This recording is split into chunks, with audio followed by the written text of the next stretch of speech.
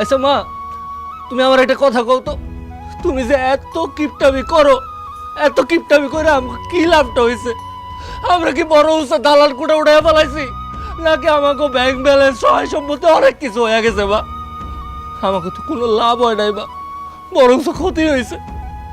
আমার এই যে 3টা বই, আমি তোমার 4টা পোলা ভাইয়া, 4টা পোলা ভাইয়া আর একটা পোলা ভাইয়া, রে বাবা তুমি পড়াশোনা করাও নাই, আঙ্গুর অশিক্ষিত মূর্খ বানাইছো।